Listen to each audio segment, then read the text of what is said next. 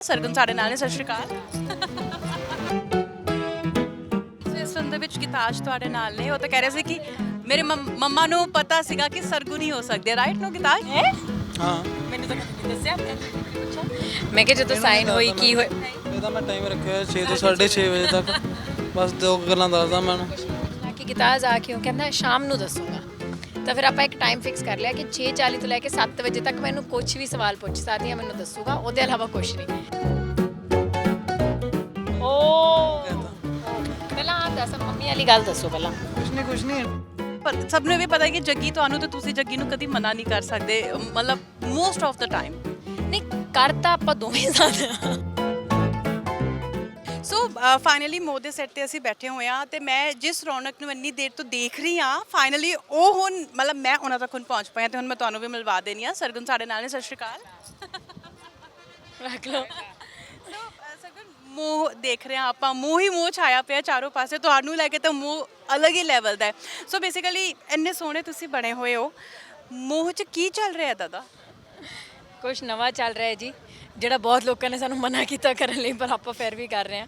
ਉਹ ਚੱਲ ਰਿਹਾ ਕਿਉਂਕਿ ਅਸੀਂ ਹਮੇਸ਼ਾ ਦੇਖਿਆ ਕਿ ਸਰਗੁਣ ਤੁਸੀਂ ਆਪਣੇ ਕਿਰਦਾਰਾਂ ਦੇ ਨਾਲ ਐਕਸਪੈਰੀਮੈਂਟ ਕਰਦੇ ਹੋ, ਤੁਸੀਂ ਹਮੇਸ਼ਾ ਕੁਝ ਨਵਾਂ ਲੈ ਕੇ ਆਉਣ ਦੀ ਕੋਸ਼ਿਸ਼ ਕਰਦੇ ਹੋ। ਇਹ ਕਰੈਕਟਰ ਬਹੁਤ ਆਊਟ ਆਫ ਦਾ ਬਾਕਸ ਹੈ ਜਿੰਨਾ ਕਿ ਮੈਂ ਆਬਜ਼ਰਵ ਕੀਤਾ ਹੈ। ਸੋ ਕਿਸ ਤਰ੍ਹਾਂ ਹੋਮਵਰਕ ਹੁੰਦਾ ਹੈ ਔਰ ਤੁਸੀਂ ਕਿਸ ਤਰ੍ਹਾਂ ਫਾਈਨਲਾਈਜ਼ ਕਰਦੇ ਹੋ ਕਿ ਹਾਂਜੀ ਇਹ ਕੰਮ ਕਰਨਾ ਹੈ? ਕਿਉਂਕਿ ਸਾਡੀ ਪੰਜਾਬੀ ਇੰਡਸਟਰੀ ਦੀ ਕਿਤੇ ਨਾ ਕਿਤੇ ਇੱਕ ਮਿਥ ਬਣ ਜਾਂਦੀ ਹੈ ਕਿ ਇਹ ਕਿਰਦਾਰ ਨਹੀਂ ਕਰਨਾ ਚਾਹੀਦਾ ਸੀ, ਕਿਉਂ ਕੀਤਾ ਹੈ? ਆਈ ਮੀਨ ਕੁਝ ਨਹੀਂ, ਮਿੱਥ ਤਾਂ ਬਣਦੀ ਆ, ਲੋਕੀ ਵੀ ਕਹਿੰਦੇ ਆ ਕਿ ਆ ਨਹੀਂ ਕਰਨਾ ਚਾਹੀਦਾ, ਉਹ ਨਹੀਂ ਕਰਨਾ ਚਾਹੀਦਾ। ਪਰ ਜਦੋਂ ਜਗਦੀਪ ਨੇ ਮੈਨੂੰ ਪਹਿਲੀ ਵਾਰੀ ਆ ਸਕ੍ਰਿਪਟ ਸੁਣਾਈ ਸੀ, ਉਦੋਂ ਤਾਂ ਕਰ ਵੀ ਨਹੀਂ ਰਿਹਾ ਸੀ ਉਹ ਪੰਜਾਬੀ 'ਚ। ਪਰ ਮੈਂ ਉਹਨੂੰ ਕਿਹਾ ਕਿ ਮੈਂ ਕਿਹਾ ਕਰ, ਕਹਿੰਦਾ ਬਹੁਤ ਰਿਸਕੀ ਆ। ਮੈਂ ਤਾਂ ਕੀ, ਤਾਂ ਫਿਰ ਕੀ ਹੋ ਗਿਆ?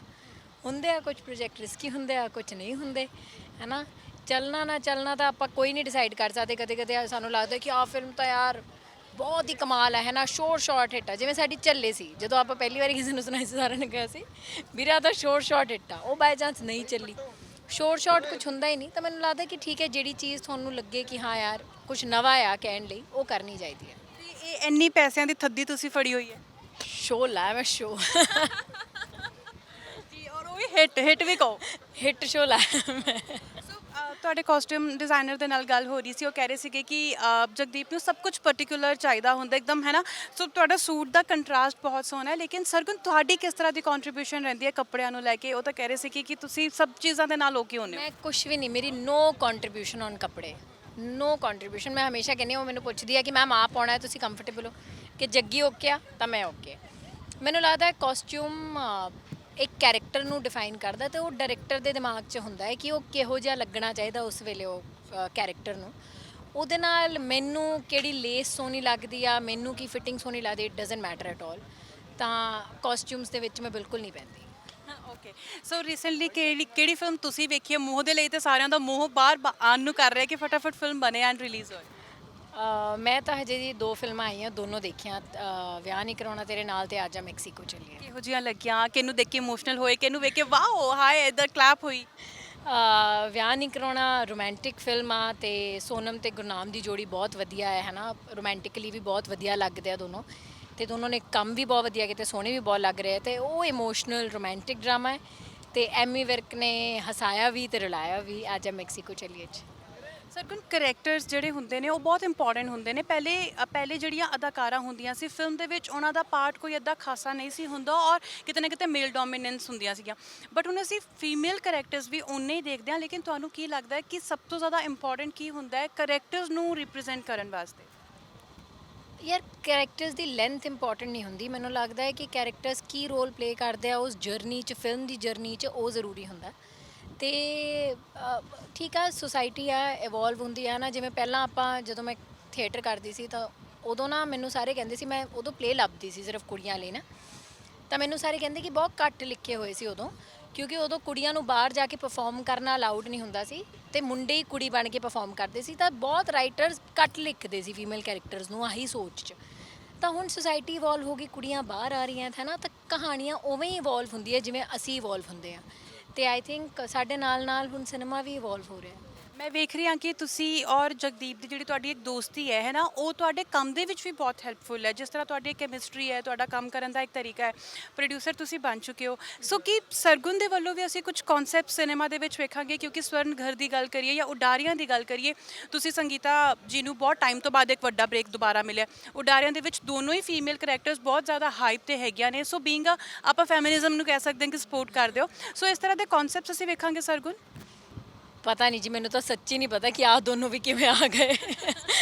ਤਾਂ ਮੈਂ ਤੁਹਾਨੂੰ ਅੱਗੇ ਦਾ ਤਾਂ ਨਹੀਂ ਦੱਸ ਸਕਦੀ, ਬਟ ਹਾਂ ਮੈਂ ਆਈ ਡੋਂਟ ਥਿੰਕ ਮੈਂ ਲਿਖ ਲੁਕ ਸਕਦੀ ਹਾਂ। ਉਹ ਤਾਂ ਬਾਈ ਚਾਂਸ ਠੀਕ ਹੈ, ਹੋ ਗਿਆ ਤਾਂ ਹੋ ਗਿਆ, like that I am not a writer. But हाँ I support what I want to support good cinema. I don't it's not about जे कोई फिल्म आ जी सिर्फ मुंडे बारे आ नहीं कि मैं मना कर दूंगी कि नहीं नहीं, है ना। It's about I want to support good cinema कि ਜਿਹੜੀ ਚੀਜ਼ 'ਚ ਮੈਨੂੰ ਵਿਸ਼ਵਾਸ ਆ, ਜਿਹੜੀ ਚੀਜ਼ ਮੈਨੂੰ ਲੱਗਦੀ ਆ ਕਿ ਲੋਕਾਂ ਤੱਕ ਪਹੁੰਚਣੀ ਚਾਹੀਦੀ ਆ, ਉਹ ਮੈਂ ਜ਼ਰੂਰ ਸਪੋਰਟ ਕਰੂੰਗੀ ਐਜ਼ ਅ ਪ੍ਰੋਡਿਊਸਰ।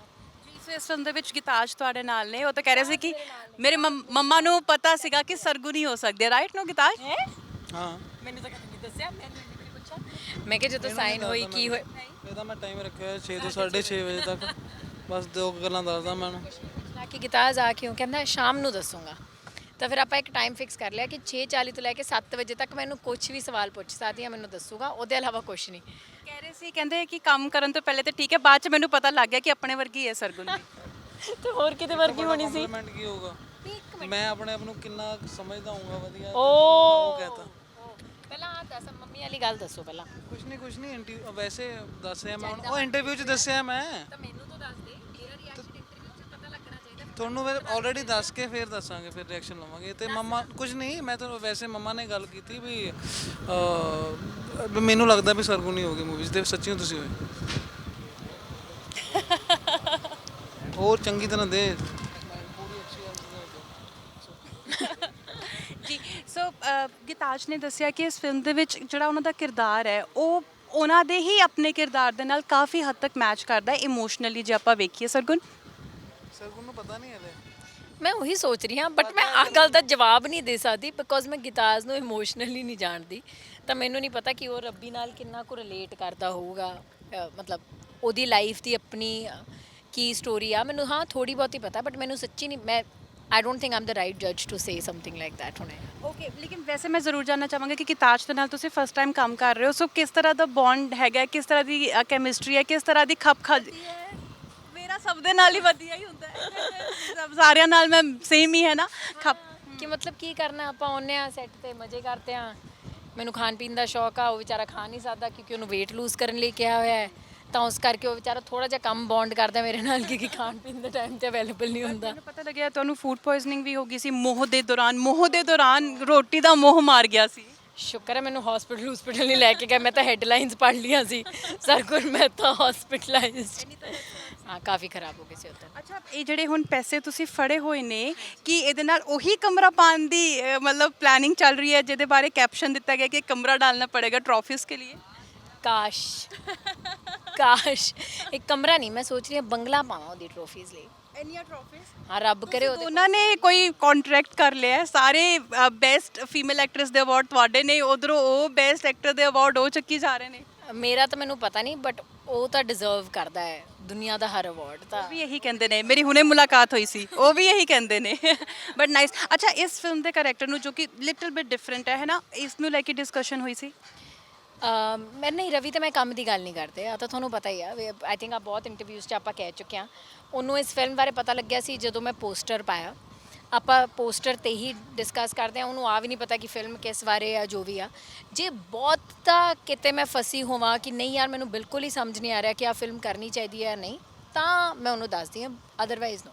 ਬਟ ਸਭ ਨੂੰ ਇਹ ਵੀ ਪਤਾ ਕਿ ਜੱਗੀ ਤੁਹਾਨੂੰ, ਤੇ ਤੁਸੀਂ ਜੱਗੀ ਨੂੰ ਕਦੀ ਮਨਾ ਨਹੀਂ ਕਰ ਸਕਦੇ, ਮਤਲਬ ਮੋਸਟ ਆਫ ਦਾ ਟਾਈਮ। ਨਹੀਂ ਕਰ ਤਾਂ ਆਪਾਂ ਦੋਵੇਂ ਜ਼ਿਆਦਾ, ਬਟ ਆਹ ਸਟੋਰੀ ਬਹੁਤ ਪਹਿਲਾਂ ਆਈ ਥਿੰਕ 1.5 ਸਾਲ ਪਹਿਲਾਂ ਮੈਨੂੰ ਜੱਗੀ ਨੇ ਸੁਣਾਈ ਸੀ, ਜਦੋਂ ਆਪਾਂ ਕਿਸਮਤ 2 ਦੇ ਲਈ ਮਿਲੇ ਸੀ, ਹੈ ਨਾ। ਮੇਰੇ ਘਰੇ ਸੁਣਾਈ ਸੀ, ਫਿਰ ਆਪਾਂ ਭੁੱਲ ਭੱਲ ਗਏ। ਫਿਰ ਮੈਨੂੰ ਕਿਸਮਤ 2 ਦੇ ਸ਼ੂਟ 'ਤੇ ਸੁਣਾਈ। ਮੈਂ ਉਸ ਦਿਨ ਇਹਨੂੰ ਕਿਹਾ, ਮੈਂ ਕਿਹਾ ਆ ਬਹੁਤ ਵਧੀਆ, ਪੰਜਾਬੀ 'ਚ ਕਰਨੀ ਚਾਹੀਦੀ ਹੈ ਤੈਨੂੰ। ਉਦੋਂ ਕੋਈ ਗੱਲ ਨਹੀਂ ਹੋਈ ਸੀ। ਉਹਦੇ ਬਾਅਦ ਫਿਰ ਇਹਦਾ ਕਾਲ ਆਇਆ ਕਿ ਸਰਗੁਣ ਆਪਾਂ ਮੂੰਹ ਕਰਦੇ ਹਾਂ। ਮੈਂ ਕਿਹਾ ਓਕੇ। ਫਿਰ ਆਪਾਂ ਮੁੰਡਾ ਸੋਚ ਰਹੇ ਸੀ, ਫਿਰ ਬਹੁਤ ਮੁੰਡੇ ਚੇਂਜ ਹੋਏ, ਫਿਰ ਗੱਲ ਬੰਦ ਜੀ ਹੋ ਗਈ, ਫਿਰ ਵਾਪਸ ਚਾਲੂ ਹੋਏ। ਫਿਰ ਇੱਕ ਦਿਨ ਆਪਾਂ ਜਦੋਂ ਲੰਡਨ ਕਿਸਮਤ 2 ਦਾ ਸ਼ੂਟ ਕਰ ਰਹੇ ਸੀ, ਇਹਨੇ ਮੈਨੂੰ ਕਿਹਾ ਇੰਸਟਾਗ੍ਰਾਮ ਦੇਖ। ਕਿ ਕੀ ਹੋਇਆ? ਕਹਿੰਦਾ ਮੈਂ ਕੁਝ ਅਨਾਉਂਸਮੈਂਟ ਕੀਤੀ ਆ। ਮੈਂ ਦੇਖਿਆ, ਮੈਂ ਕਿਹਾ ਓ ਫਿਰ ਮੈਂ ਇਹਦਾ ਨਾਂ ਪੜਿਆ ਹੈ ਨਾ, ਦੈਨ ਮੈਂ ਇਹਦੇ ਪ੍ਰੋਫਾਈਲ ਤੇ ਗਈ, ਮੈਂ ਕਿਹਾ ਕੀ ਹੋਇਆ, ਕਹਿੰਦਾ ਬਸ ਕੁਝ ਹੋਇਆ। ਮੈਂ ਕਿਹਾ ਓਕੇ ਠੀਕ ਆ। ਫਿਰ ਉਹਨੇ ਅਗਲੇ ਦਿਨ ਮੈਨੂੰ ਪੁੱਛਿਆ ਕਿ ਹੁਣ ਵੀ ਤੇਰਾ ਡਿਸੀਜਨ ਸੇਮ ਹੀ ਆ। ਮੈਂ ਕਿਹਾ ਮੇਰਾ ਡਿਸੀਜਨ ਸੇਮ ਹੀ ਆ ਵੀਰੇ, ਮੈਨੂੰ ਫਿਲਮ ਪਸੰਦ ਆ। ਸੋ ਬਹੁਤ ਜਣਿਆਂ ਨੂੰ ਇਦਾਂ ਲੱਗਿਆ ਸੀ ਉਹ ਫੋਟੋਗ੍ਰਾਫ ਵੇਖਣ ਤੋਂ ਬਾਅਦ ਕਿ ਸ਼ਾਇਦ ਸੁਰਜੀਤ ਜੀ ਦੀ ਹੈ ਨਾ, ਬਿੰਦਰ ਰਖੀਆ ਸਾਹਿਬ ਦੀ ਲਾਈਫ ਤੋਂ ਇਨਸਪਾਇਰਡ ਫਿਲਮ ਹੈ, ਇਸ ਲਈ ਗੀਤਾਜ ਨੂੰ ਲਿਆ ਗਿਆ। ਤੁਸੀਂ ਵੀ ਇਦਾਂ ਦਾ ਮਤਲਬ ਤੁਹਾਡੇ ਨਾਲ ਵੀ ਕੁਝ ਇਦਾਂ ਦਾ ਗੱਲਬਾਤ? ਮੇਰੇ ਦਿਮਾਗ 'ਚ ਕੋਈ ਗੱਲ ਨਹੀਂ ਆਈ। ਉਹਨੇ ਮੈਨੂੰ ਕਿਹਾ ਕਿ ਬਸ ਕਰਨੀ ਹੈ, ਮੈਂ ਕਿਹਾ ਓਕੇ ਡਨ ਕਰਨੀ ਹੈ। ਮੈਂ ਕੁਝ ਨਹੀਂ ਨਾ ਅੱਗੇ ਸੋਚਿਆ ਨਾ ਪਿੱਛੇ ਸੋਚਿਆ, ਮੈਂ ਕੁਝ ਵੀ ਨਹੀਂ ਸੋਚਿਆ। ਅੱਛਾ, ਇਸ ਫਿਲਮ ਦਾ ਜਿਹੜਾ ਕਰੈਕਟਰ ਹੈ ਤੁਸੀਂ ਉਹਨੂੰ ਲੈ ਕੇ ਕੀ ਸੋਚਦੇ ਹੋ, ਵੀ ਉਸ ਕਿਰਦਾਰ ਦੀ ਲਾਈਫ ਨੂੰ ਲੈ ਕੇ ਤੁਸੀਂ ਕੀ ਸੋਚਦੇ ਹੋ, ਕਿਉਂਕਿ ਤੁਸੀਂ ਉਹਨੂੰ ਜੀ ਰਹੇ ਹੋ ਸਰਗੁਣ? ਪਤਾ ਹੈ ਮਤਲਬ ਦੇਖਣ ਨੂੰ ਹੋ ਸਕਦਾ ਕੈਰੈਕਟਰ ਕਦੇ ਗਲਤ ਲੱਗੇ, ਕਿਤੇ ਐਂ ਲੱਗੇ ਕਿ ਇਹ ਕਿਉਂ ਜਾਂ ਐਸੇ ਕਿਉਂ, ਹੈ ਨਾ। ਤਾਂ ਹੀ ਮੈਂ ਕਹਿੰਦੀ ਹਾਂ ਕਿ ਆ ਰਿਸਕੀ ਆ, ਹੈ ਨਾ, ਕਿਉਂਕਿ ਉਹ ਬਹੁਤ ਥਿਨ ਲਾਈਨ ਤੇ ਹੈਗਾ।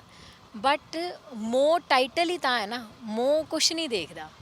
ਮੋਹ ਕਿਹਦੇ ਨਾਲ ਵੀ ਹੋ ਸਕਦਾ ਹੈ ਕਿ ਮਤਲਬ ਉਹ ਤੁਸੀਂ ਪਿਆਰ ਤੇ ਮੋਹ ਤੇ ਤੁਸੀਂ ਕੋਈ ਬੈਰੀਅਰ, ਕੋਈ ਲਿਮਿਟੇਸ਼ਨ ਕੁਛ ਨਹੀਂ ਲਾ ਸਕਦੇ।